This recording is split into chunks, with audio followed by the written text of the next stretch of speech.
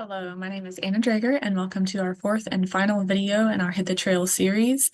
And this is all about packing.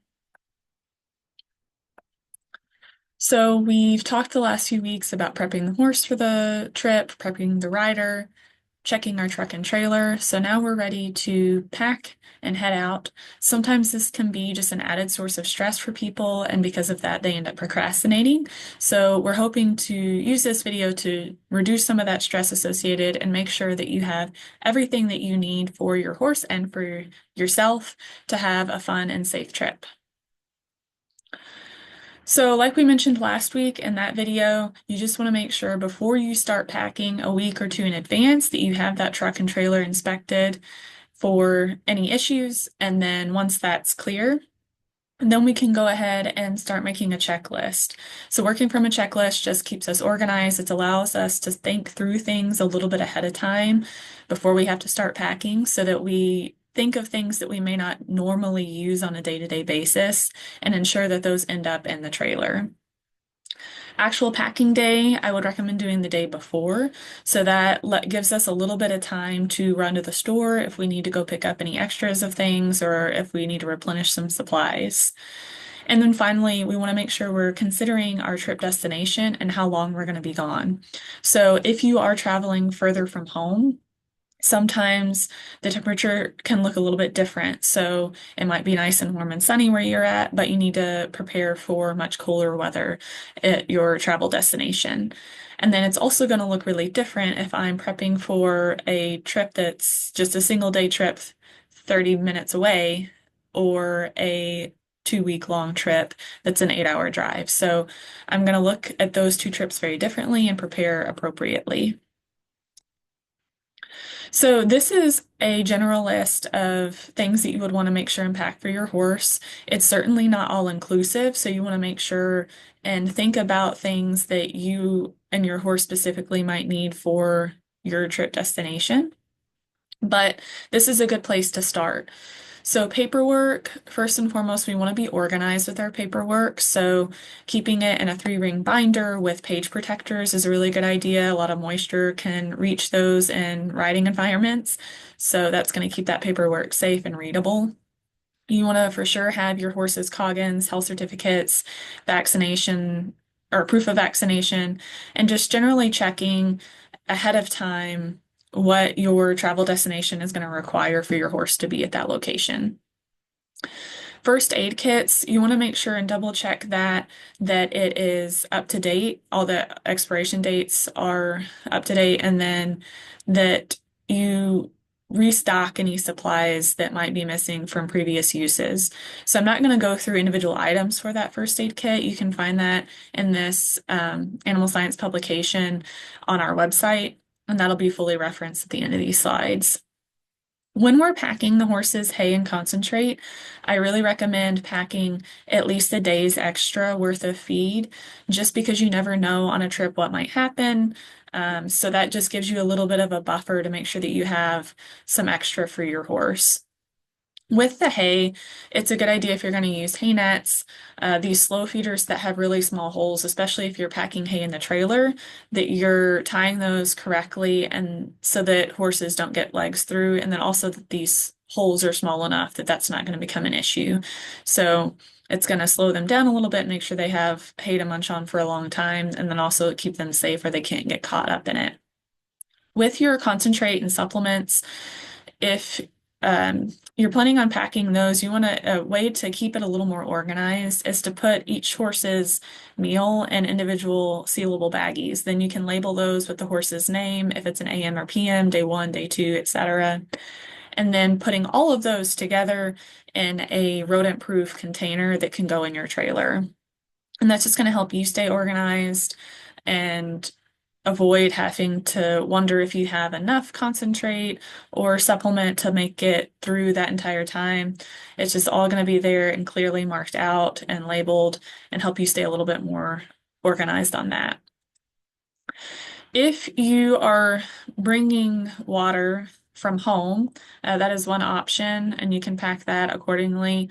However, um, if you are just going to use the water that's at the location that you're traveling to, and you know that your horse can be really picky about water and they get turned off of new water, then you want to make sure and add those flavoring agents at least 1 or 2 weeks ahead of your travel date so that they're used to that before you head to the new location, and then it'll serve the purpose of masking that flavor of the new water. So hopefully they'll continue to drink.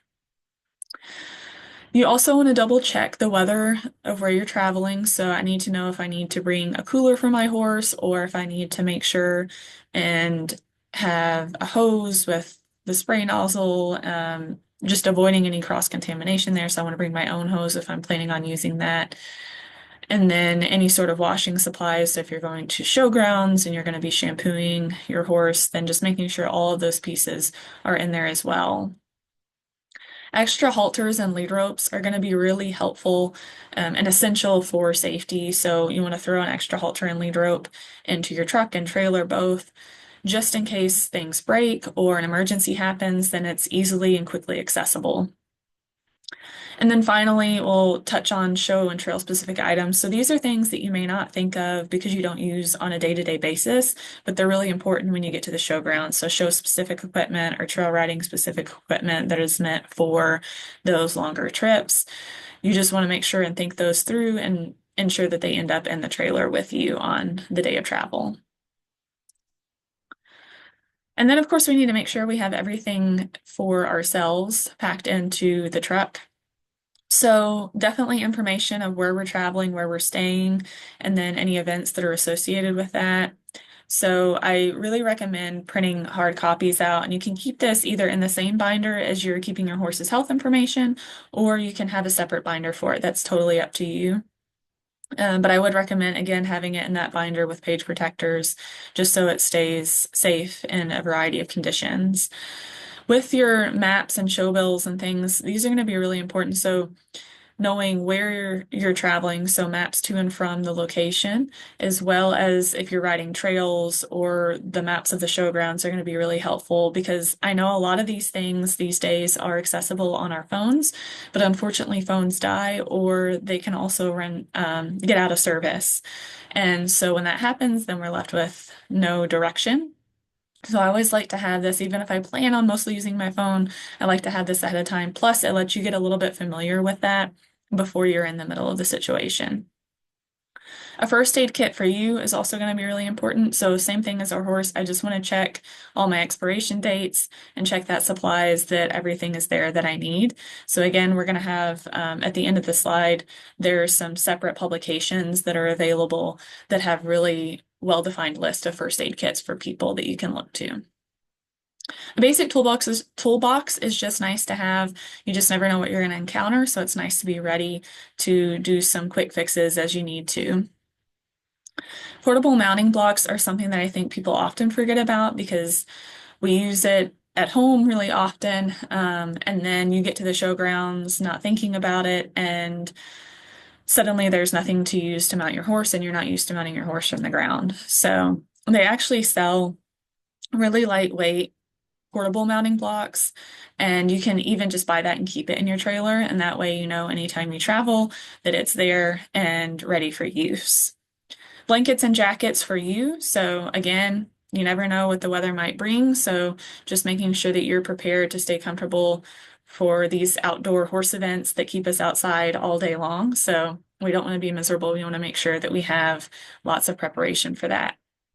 And then if you're planning on camping, just kind of creating a separate little list of all your camping equipment that you need. So tents, rain guards, tie downs, things like that.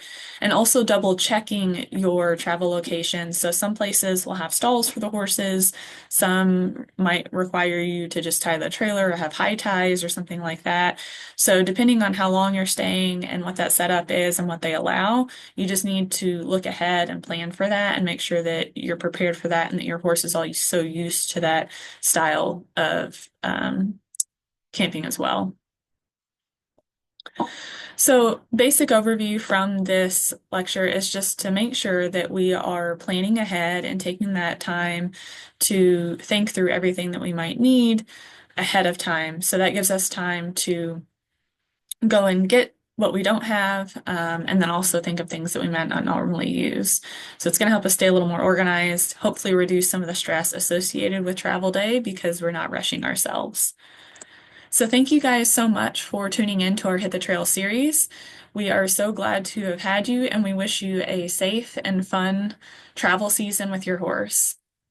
If you'd like to check out any of those resources I mentioned in the slides, so that included truck and trailer packing, first aid kits for horses and for humans, those are all listed right here and are available on our University of Kentucky 4-H horse website and extension publications section.